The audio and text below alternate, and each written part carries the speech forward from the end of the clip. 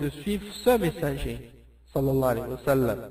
Et il mentionne un verset dans la sourate Al-A'raf, le verset 157 qui dit, dit, ô vous les hommes, je suis le messager d'Allah pour vous tous, celui, c'est-à-dire Allah, celui qui est le maître et le roi des cieux et de la terre, celui qui détient les cieux et la terre.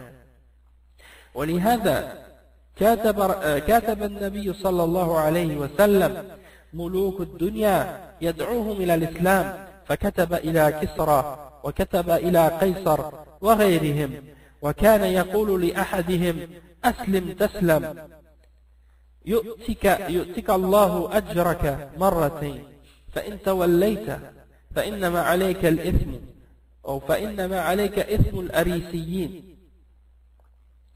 Donc le cheikh il dit que c'est pour cette raison-là que le prophète sallallahu alayhi wa sallam, quand il écrivait au roi et que lorsqu'il leur envoyait des livres, des lettres, les livres, les rois qui étaient rois à l'époque du prophète sallallahu alayhi wa sallam, hein, il les appelait à l'islam et il leur envoyait des lettres, il leur envoyait des messagers avec des lettres pour les appeler à l'islam. Donc il a envoyé des lettres à Kisra, qui était l'empereur de la Perse à cette époque, et il a envoyé à Qaysar également, qui était l'empereur ou le maître, le roi de la Rome à l'époque, et à beaucoup d'autres comme An-Najashi et à d'autres. Wallahu a'lam. Donc le cheikh il mentionne que ça s'est rapporté dans un hadith selon Anas dans Sahih Muslim, Kitab al-Jihad.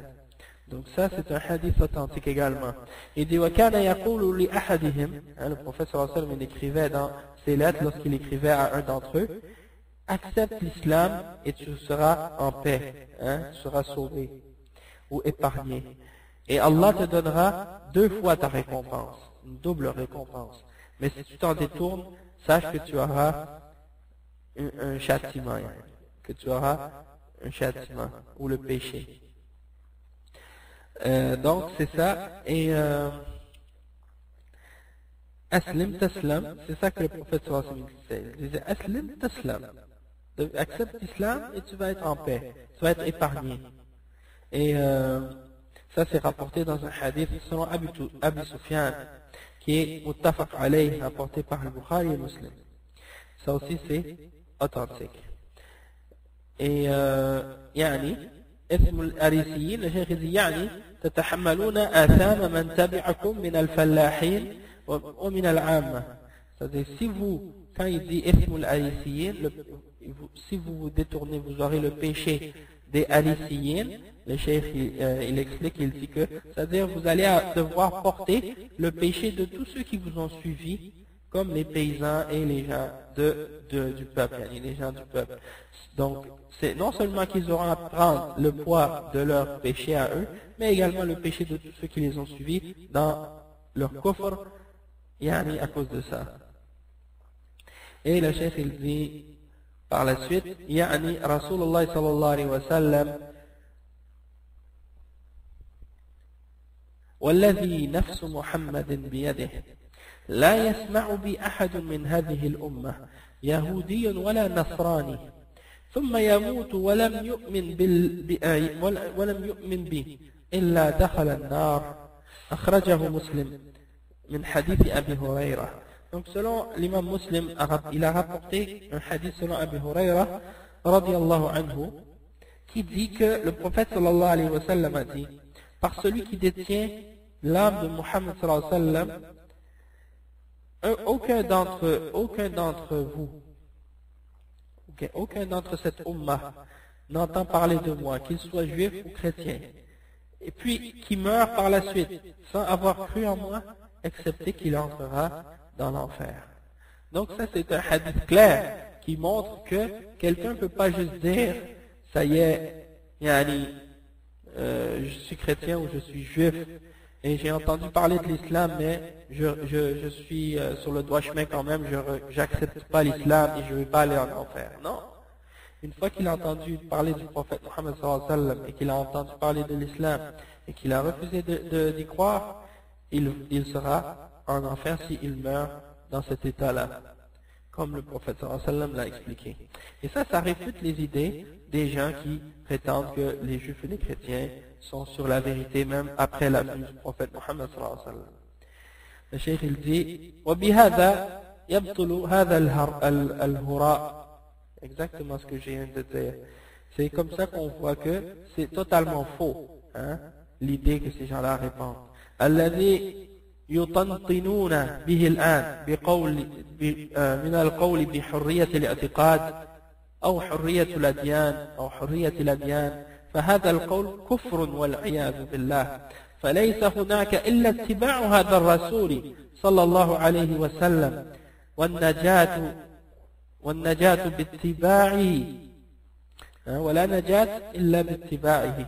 Donc le cheikh il dit, et ça c'est faux, complètement faux, qu'est-ce qu'ils prétendent, hein? Ceux qui prétendent qu'il y a une liberté de croyance ou une liberté de religion, comme c'est prêché par les droits de l'homme et la liberté religieuse, etc.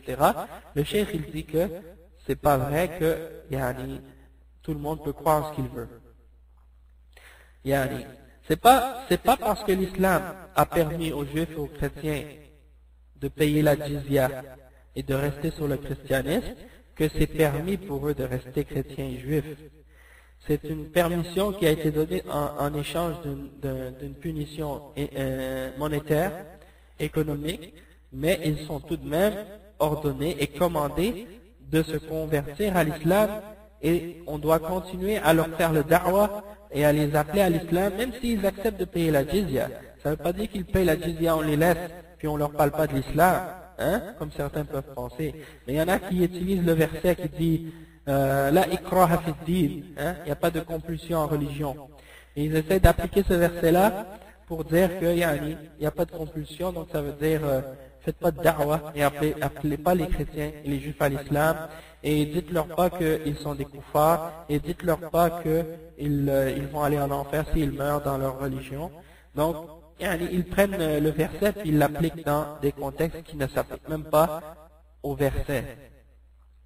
Et également, ils utilisent ce verset-là pour utiliser ça même sur les musulmans, en disant que par exemple, même si quelqu'un quitte l'islam, ou si par exemple quelqu'un insulte Allah, ou insulte le prophète Mohammed sallallahu alayhi wa sallam, ou insulte la religion après avoir cru en l'islam, ou bien qu'il se moque de quelque chose qui fait partie de l'islam, que il est libre et il y a une liberté de religion, tout le monde peut faire ce qu'il veut et dire ce qu'il veut, même faire des actes d'apostasie et dire des paroles de kufr, et la ikraha fi din, ou bien des choses de ce genre. Donc ça c'est un égarement total, et ça c'est une déformation du sens du verset, parce que le verset il nous dit qu'on ne doit pas forcer un juif ou un chrétien ou le contraindre à devenir musulman.